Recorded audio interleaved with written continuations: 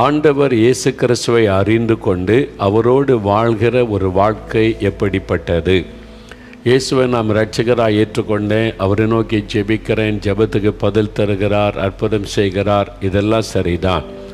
அதையும் தாண்டி இயேசு கிறிஸ்துவோட ஒரு அனுபவம், experience with our Lord Jesus. அப்போது இயேசு கிறிஸ்துவோட ஒரு அனுபவம் நமக்கு இருக்க வேண்டும். வெறுமனை தேவைக்காக ஜெபிப்பது மாத்திரம் கிறிஸ்தவ வாழ்க்கை அல்ல.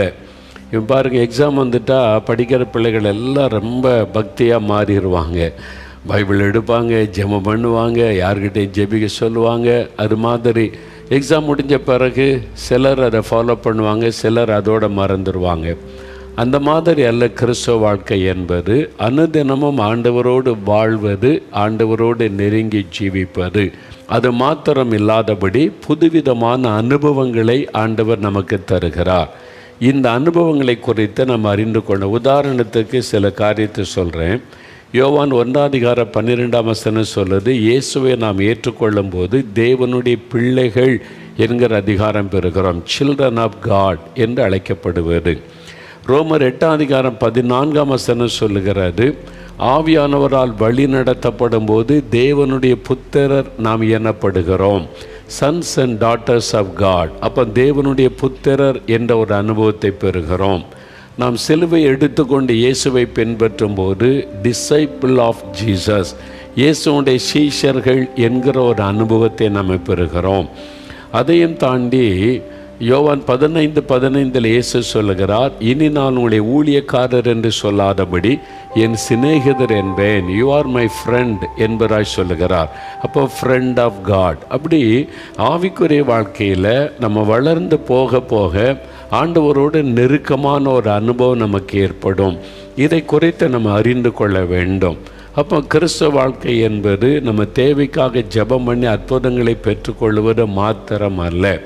இம்மைக்காக மாத்திரம் நாம் ஆண்டவரை தேடினால் எல்லாரை காட்டிலும் பரிதபிக்கப்படத்தக்கவர்களாக இருப்போம் என்று வேதம் சொல்லுகிறது. அந்த இம்மைக்கான ஆசீர்வாதங்களையும் தாண்டி நம்முடைய சுகம், நம்முடைய ஆசீர்வாதம், நம்முடைய தேவைகள் சந்திக்கப்படுவது, இதையும் தாண்டி ஆண்டவரோடு உள்ள உறவு, அவரோடு உள்ள ஐக்கியம், அதுதான் ரொம்ப முக்கியம். அப்போது இயேசு கிறிஸ்துவை நம்ம சரியாக அறிந்து அதில் நம்ம வளர வேண்டியது அவசியம்.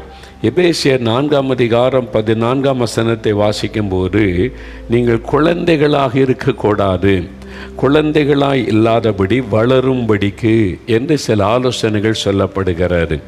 அப்போ நம்ம குழந்தைகளாக இயேசு கிறிஸ்துக்குள்ளே நம்ம ஆண்டவருக்குள்ள ஒரு குழந்தையாக இருக்கிறோம், அப்படி இருக்கக்கூடாது. ஒரு குழந்தை பிறந்திருக்குது, 5 வயசு வரைக்கும் தொட்டிலே இருந்தால் பெற்றோருக்கு சந்தோஷமாக, இது என்ன இந்த குழந்தை வளரவே மாட்டேங்குது, இப்படியே இருக்குது அப்படின்னு சொன்னால் எந்த பெற்றோருக்கு சந்தோஷம் கிடையாது. அவள் ஆண்டுக்கு வளர வேண்டும். அதே மாதிரி நம்ம குழந்தைகளாக இராதபடி ஆவிக்குரிய வாழ்க்கையிலே முதிர்ச்சி பெற்றவர்களாக நம்ம ஆவிக்குரிய வாழ்க்கையிலே வளர வேண்டும் என்று ஆண்டவர் விரும்புகிறார். அதனால் தான் எபேசியர் 4:11 பூரண புருஷராகும் வரைக்கும், அதாவது ஒரு ஆவிக்குரிய வாழ்க்கையில் ஒரு பூரணமான அனுபவத்தை நம்ம பெற்றுக்கொள்ள வேண்டும். இன்னும் குழந்தைகளாகவே நம்ம இருக்கக்கூடாது. அதனால்தான் ஒவ்வொரு அனுபவங்களை தெளிவாய் பெற்றுக்கொள்ள வேண்டும் என்று ஆண்டவர் விரும்புகிறார். ஒரு 2 வசனத்தை நம்ம வாசித்துட்டா அதை பற்றி நமக்கு விளங்கும். இனி உங்களுக்கூட பகிர்ந்து கொள்ள போகிற காரியம் எப்படிப்பட்டது என்று பாருங்கள். கொலேசியர் 1:28-29 எந்த மனுஷனையும் கிறிஸ்து இயேசுவுக்குள் தேறினவனாக நிறுத்தும்படிக்கு இயேசுவையே நாங்கள் அறிவித்து, எந்த மனுஷனுக்கும் புத்தி சொல்லி, எந்த மனுஷனுக்கும் எல்லா ஞானத்தோடும் உபதேசம் பண்ணுகிறோம். அதற்காக நான் எனக்குள்ளே வல்லமையாய் கிரியை நடப்பிக்கிற அவருடைய பலத்தின்படியே போராடி பிரயாசப்படுகிறேன். பவுல் அப்போஸ்தலன் ஒரு அருமையான தேவ மனிதர் விசுவாசிகளுக்கு சொல்லும் பொழுது அவர் சொல்லுகிறார், அதாவது நீங்கள் கிறிஸ்துவுக்குள்ளே தேறினவர்களாக வேண்டும். இயேசு கிறிஸ்துவுக்குள்ளே தேறினவர்களாக ஒரு maturity in the spiritual life, ஆண்டவரோடு உள்ள வாழ்க்கையில் இயேசுவை பற்றி தெரிந்திருக்கிறதில் தேறினவர்களாக நம்ம இருக்கணுமா. அதனால் அவர் சொல்கிறார், நாங்கள் இயேசுவையே உங்களுக்கு அறிவிக்கிறோம் அதான் சொல்ல, இயேசுவை நீங்கள் அறிவிக்கிறோம், இயேசுக்குள்ள உங்களுக்கு புத்தி சொல்லுகிறோம், உங்களுக்கு உபதேசம் பண்ணுகிறோம் என்பதாய் சொல்ல. எதற்காக இந்த புத்தி சொல்கிறது, உபதேசம் பண்ணுறது எல்லாமே அவங்க இயேசுக்குள்ளே தேறினவர்களாக மாறணும். ஒவ்வொருவரும் ஏதோ பைபிள் வாசிக்கிறோம், ஜெபிக்கிறோம், நமக்கு தேவை வந்தால் இயேசுகிட்ட கேட்குறோம், இயேசு அற்புதம் செய்கிறாரு, அதோடு நின்று விடுவது அல்ல. அதையும் தாண்டி கிறிஸ்தவ வாழ்க்கை என்பது தேவனோடு கூட நெருக்கமாய் வாழுகிற ஒரு உன்னதமான அனுபவம். அதை குறித்து நம்ம அறிந்து கொள்ள வேண்டியது அவசியம். அதுக்கு தான் இந்த ஊழியங்கள் எல்லாமே. இன்றைக்கி சபைகளை பார்க்குறோம், எங்களை மாதிரி சுவிசேஷ ஊழியங்களை பார்க்குறோம். எதுக்காக இந்த ஊழியங்கள் எல்லாமே? எபேசியர் 4ஆம் அதிகாரம் எடுத்துக்கொள்ளுங்க, 11, 12, 13, 14. நாம் அனைவரும் தேவனுடைய குமாரனை பற்றி விசுவாசத்திலும் அறிவிலும் இயேசு கிறிஸ்துவை பற்றி விசுவாசத்திலும் அறிவிலும் ஒருமைப்பட்டவர்களாகி கிறிஸ்தவனுடைய நிறைவான வளர்ச்சியின் அளவுக்கு தக்க பூரண புருஷராகும் வரைக்கும். பார்த்தீங்களா, நம்ம பூரண புருஷராகணுமா? ஆண்டு சொல்கிறாரு, நீங்கள் குழந்தைகளாகவே இருக்கக்கூடாது, நீங்கள் பூரண புருஷராக வளரணும், உங்களுடைய ஆவிக்குரிய வாழ்க்கையில் முதிர்ச்சி உங்களுக்கு வேணும் அப்படின்னு ஆண்டவர் சொல்கிறார். அப்போ அதுக்காக பரிசுத்தவான்கள் சீர் பொருந்தும் பொருட்டு, நீங்கள் ரட்சிக்கப்பட்டவங்க, நான் பரிசுத்தவான் தான், ஆனால் சீர் பொருந்தணும். ரட்சிக்கப்பட்டவர்களும் இயேசுவுக்குள்ளாக அந்த அனுபவத்தை பெற்றவங்களும் சீர் பொருந்த வேண்டும். இன்னும் சீர்படுத்த வேண்டிய காரியம் இருக்கும், அதை சீர்படுத்தணும். சுவிசேஷ ஊழியத்தின் வேலைக்காக ஆண்டவருடைய பிரதான கட்டளையை நிறைவேற்றணும், சுவிசேஷத்தை மற்றவர்களுக்கு அறிவிக்கணும். கிறிஸ்துவின் சரீரமாகிய சபையானது பக்தி விருத்தி அடைவதற்கு, சபை என்றால் சபைக்கு வரக்கூடிய தேவ பிள்ளைகள், அவங்களுக்குள்ள பக்தி விருத்தி வரணும். சர்ச்சுக்கு போகிறீங்களே, என்ன வளர்ச்சி காணப்படுது? ஏதோ சர்ச்சுக்கு போகிறோம், எழும்புகிறோம், உட்காரோம், பாட்டு பாடுறோம், காணிக்கு போகிறோம், வந்துடுறோமா? உங்களுடைய பக்தி விருத்தி ஆகி இருக்குதா? இயேசுவின் மேலே அன்பு விருத்தி ஆகி இருக்குதா? அவர் மேலே விசுவாசம் விருத்தி ஆகி இருக்குதா? இயேசு கிறிஸ்துவோடு கூட நெருக்கமாய் வாழுகிற உங்களுடைய ஆவிக்குரிய அனுபவத்தில் ஒரு விருத்தி காணப்படுதா? அது இல்லாவிட்டால் என்ன பிரயோஜனம்? அப்போ நம்ம பக்தி விருத்திக்கு அடைவதற்கு தான் இந்த ஊழியங்கள் எல்லாமே. அதுதான் 13ஆம் வசனத்தில், அதுக்கு தான் சிலரை அப்போஸ்தலராகவும், சிலரை தீர்க்கதரிசிகளாகவும், சிலரை சுவிசேஷகர்களாகவும், சிலரை மேய்ப்பராகவும், சிலரை போதகராகவும் ஆண்டவர் ஏற்படுத்தி இருக்கிறார். அப்போ 5 விதமான ஊழியம். அதில் அப்போஸ்தல ஊழியம், தீர்க்கதரிசிகள் ஊழியம், சுவிசேஷ ஊழியம், மெய்ப்பர். இந்த மெய்ப்பர்கள் தான் பாஸ்டர்ஸ், போதகர்கள். சர்ச்சை நடத்துகிறாங்கல்ல, மெய்ப்பர்கள். அப்புறம் போதகர்கள், டீச்சிங் பண்ணுறவங்க, பைபிளை டீச் பண்ணுறவங்க. இந்த மாதிரி 5 விதமான ஊழியமும் இன்றைக்கு உலகத்தில் நடைபெற்று கொண்டிருக்கிறது. எல்லாரும் ஒரே மாதிரி ஊழியம் கிடையாது. இப்போ நான் சில நாட்டுக்கு, இப்போ இலங்கைக்கு போனால், இலங்கைக்கு மலேசியாலாம் போனால் பாஸ்டர் அப்படின்னு தான் சொல்லுவாங்க. ஏன்னா ஆக்சுவலாக நான் பாஸ்டர் கிடையாது, நான் மெய்ப்பன் அல்ல. நான் பாஸ்டர் கிடையாது, எனக்கு சபை கிடையாது, சபை நடத்துகிற ஊழியம் கிடையாது. நான் ஒரு சுவிசேஷகன், எவாஞ்சலிஸ்ட். அதனால் சகோதரர் அப்படின்னு சொல்லுவாங்க. ஆனால் அந்த சில தேசங்களில் அந்த பாஸ்டர் ஊழியம் ஒன்று தான் தெரியும், வெறும் சர்ச்சு, அந்த பாஸ்டர். அதனால் எல்லாரும் ஊழியம் செய்தாலும் பாஸ்டர்னு சொல்லுவாங்க. ஆனால் வேதத்தில் சொல்லப்பட்டது 5 விதமான ஊழியம். சிலர் அப்போஸ்தலர்கள், சிலர் தீர்க்கதரிசிகள், சிலர் பாஸ்டர்ஸ், போதகர்கள், சிலர் என்னை போல சுவிசேஷகர்கள், சிலர் டீச்சிங் பண்ணுறவங்க, டீச்சர்ஸ், பைபிளை டீச் பண்ணுறவங்க. இப்படி 5 விதமான ஊழியங்கள் இருக்கிறது. இதை நீங்கள் புரிந்து கொள்ளணும், அறிந்து கொள்ளணும். இதை பற்றி வேதம் தெளிவாக சொல்லுகிறது. இந்த எல்லா ஊழியமுமே ஜனங்கள் பக்தி விருத்தி அடையணும், இயேசுக்களை முதிர்ச்சி அடையணும், அவங்க பரிபூரணப்படணும். அதற்குத்தான் இந்த ஊழியங்கள் எல்லாமே என்பதாய் பார்க்கிறோம். அதனால தான் 14ஆம் வசனத்தில், நாம் இனி குழந்தைகளாயிராமல் நாம் வளருகிறவர்களாய் இருக்கும்படிக்கு அப்படி செய்தார். குழந்தைகளாகவே இருக்கக்கூடாது, நீங்கள் ஆவிக்குரிய வாழ்க்கையில் வளரணும் என்பதற்கு தான் இதெல்லாம் ஆண்டவர் நமக்கு வாய்ப்பு தருகிறார்.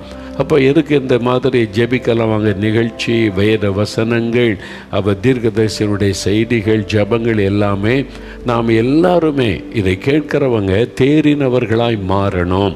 அப்போ நீங்கள் ஆவிக்குரிய வாழ்க்கையில் வளர வேண்டும், முதிர்ச்சி அடைய வேண்டும் என்று ஆண்டவர் விரும்புகிறார்.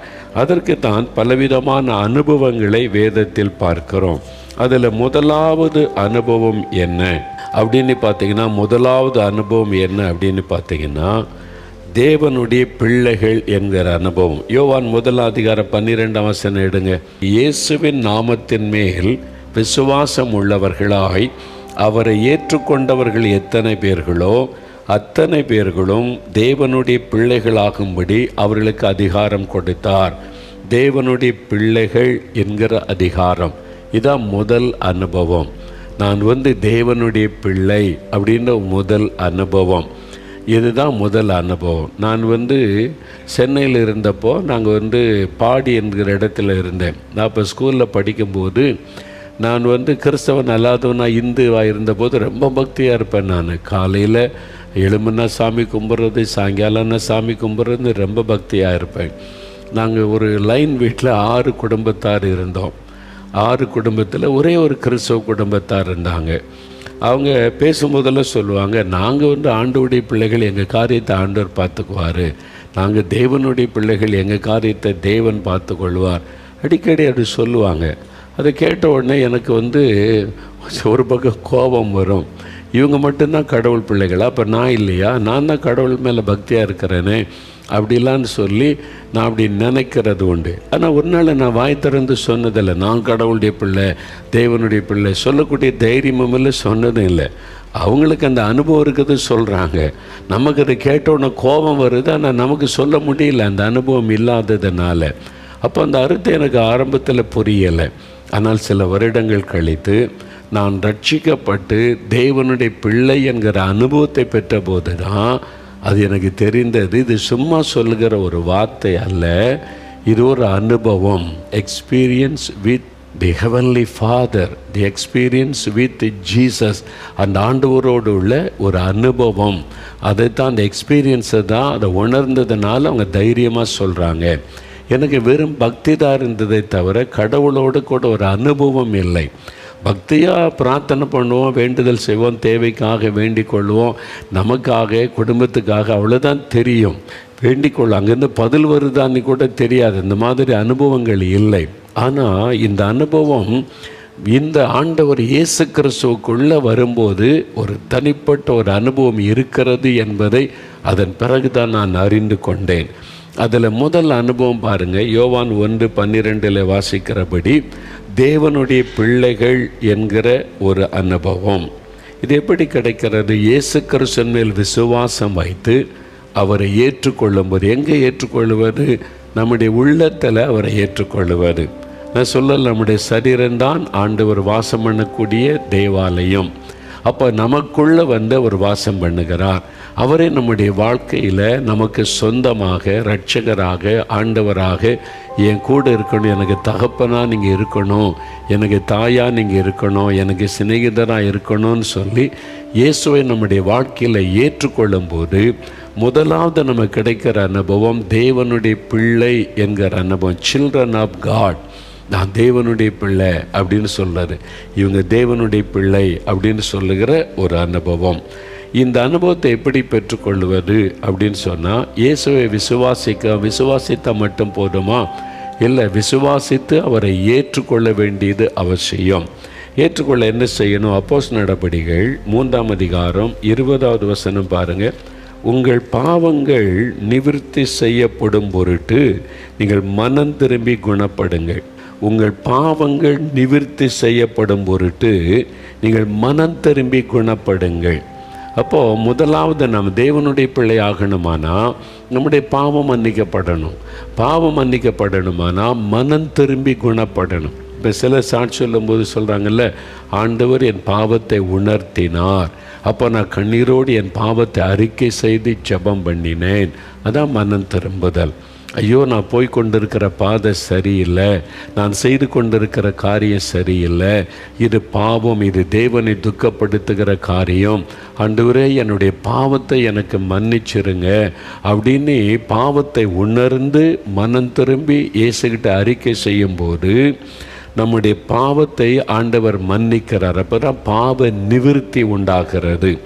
அதற்கு நம்ம மனம் திரும்பி குணப்படுங்கள் என்பதாக வேதம் சொல்லுகிறது. அதுதான் முக்கியமான காரியம். இதில் இந்த பரம்பரையாக கிறிஸ்துவ குடும்பத்தில் இருக்கிறவங்களுக்கு தான் பிரச்சனை. புதுசாக வர்றவங்க உண்மையாக பாவத்தை அறிக்கை செய்து மனம் திரும்பி ரட்சிக்கப்பட்டுறாங்க. ஆனால் பரம்பரையாக வர்றவங்களுக்கு என்ன பிரச்சனைன்னா, அவங்க மனசில் நிறைய பேருக்கு என்ன இருக்குதுன்னா, அவங்க தான் மனம் திரும்பி வரணும். நான் கிறிஸ்துவ குடும்பத்தில் பிறந்து, என் பேர் ஜான், என் பேர் லூக், என் பேர் மேத்யூ, என் பேர் ஸ்டீஃபன்லாம் வச்சுருக்குது. நான் பக்தியாக சண்டே ஸ்கூலுக்கு போனேன். சண்டே ஸ்கூல்லே பைபிள்லாம் படிக்க ஆரம்பிச்சிட்டேன். வசனம் மனப்பாடம் பண்ணி சொல்லுவேன். நான் கப்பெல்லாம் வாங்கியிருக்கேன் எங்கள் சர்ச்சில் மனப்பாட வசனம் சொல்லி. அதனால் பக்தி ஆலயத்துக்கு போகிறேன், பக்தியாக தானே இருக்கிறேன் அப்படின்னு சொல்லி இந்த பரம்பரையாக கிறிஸ்தவங்களுக்கு வர்றாங்க பாருங்கள். அவங்களுடைய மனதில் நீங்கள் பரம்பரை கிறிஸ்தவங்களாக இருந்தாலும் நீங்களும் மனம் திரும்பி ரட்சிக்கப்பட வேண்டும். இது வேதத்தின் சத்தியம். இதை தெளிவாக நீங்கள் புரிந்து கொள்ள வேண்டியது அவசியம். ஏனென்று சொன்னால், நாம் எல்லாருமே கிறிஸ்தவங்களோ கிறிஸ்தவர் அல்லாதவர்களோ எல்லாருமே நம்ம பாவத்தில் பிறக்கிறோம் என்று வேத வசனம் சொல்லுகிறாரு. என் தாய் என்னை பாவத்தில் கற்பம் தரித்தாள். நாம் எல்லாருமே பாவத்தில் பிறக்கிறோம். அதனால தான் பாவம் செய்கிறோம். நம்ம சிலர் என்ன நினைக்கிறோம், இல்லை அவங்க பாவம் செய்கிறதுனால தான் அவங்க பாவி, அவங்க மனம் திரும்பணும் அப்படின்னு நம்ம நினைக்கிறோம். மனம் திரும்பி ரட்சிக்கப்படணும். நான் சர்ச்சுக்கு போகிறேன், காணிக்கு போடுறேன், பக்தியாக இருக்கிறேன், நான் பீடி சிகரெட்லாம் பிடிக்கிறதில்லை, நான் குடிக்கிறதெல்லாம் இல்லை, பக்தியாக தானே இருக்கிறேன் அப்படின்னு நினைக்கிறோம். ஆனால் இந்த பீடி சிகரெட் பிடிக்கிறது, குடிக்கிறது, இந்த மாதிரி உள்ளதாக பாவம்னு நம்ம நினைத்து கொண்டு இருக்கிறோம். ஆனால் இயேசு கிறிஸ்து சொல்கிறாரு, மனிதனுடைய உள்ளத்துக்குள்ளிருந்து, மார்க் 7:21 வாசித்தீங்கன்னா, எப்படி எனில் மனுஷருடைய இருதயத்துக்குள்ளிருந்து, அந்த மனுஷனுடைய இருதயத்திலிருந்து பொல்லாத சிந்தனைகளும் விபச்சாரங்களும் வேசித்தனங்களும் கொலைபாதகங்களும் களவுகளும் பொருளாசைகளும் துஷ்டத்தனங்களும் கமடும் காமவிகாரமும் வன்கண்ணும் தூஷணமும் பெருமையும் மதிகேடும் புறப்பட்டு வரும். பொல்லாங்கானவைகளாகிய இவைகளெல்லாம் உள்ளத்திலிருந்து புறப்பட்டு மனிதனை தீட்டுப்படுத்தும் என்று ஆண்டவர் சொல்கிறார். அப்போது பாவம்னா நம்ம குடிக்கிறது, வெறிக்கிறது, அது மாதிரி வெளியில் எப்படின்னா நடக்கிறது, அதெல்லாம் நான் செய்கிறது இல்லையா, பக்தியாக இருக்கிறேன்னு நினைக்கிறோம். ஆனால் நம்முடைய இருதயத்திலிருந்து புறப்படுகிற பெருமை, பொறாமை, இச்சைகள், கோபங்கள், வைராக்கியங்கள், பகைகள், இதெல்லாம் ஜென்ம சுபாவம். ஒரு மனிதன் பாவத்திலேயே பிறக்கிறதுனால அந்த ஜென்ம சுபாவம் என்கிற பாவம் இருக்கிறது. அதனால தான் இந்த உலகத்தில் பிறந்தவங்க எந்த மதத்தை சார்ந்தவங்களாக இருந்தாலும், நீங்கள் கிறிஸ்தவங்களாக இருந்தாலும் கிறிஸ்தவர் அல்லாதவர்களாக இருந்தாலும், ரட்சிப்பு என்கிற அந்த தேவனுடைய பிள்ளை என்கிற அனுபவத்தை பெறணுமானால் உங்களுடைய பாவத்தை விட்டு மனம் திரும்பி ஆண்டவருக்கு ஒப்பு கொடுத்து அந்த பாவ மன்னிப்பின் நிச்சயத்தை பெற்றுக்கொள்ளணும். அப்போ தான் தேவனுடைய பிள்ளை என்கிற ஒரு உறுதி உங்களுடைய வாழ்க்கையில் உண்டாகும். அதான் மனம் திரும்பி குணப்படுங்கள் என்று, இதான் ரட்சிப்பு என்று சொல்லப்படுகிறார். சரியா?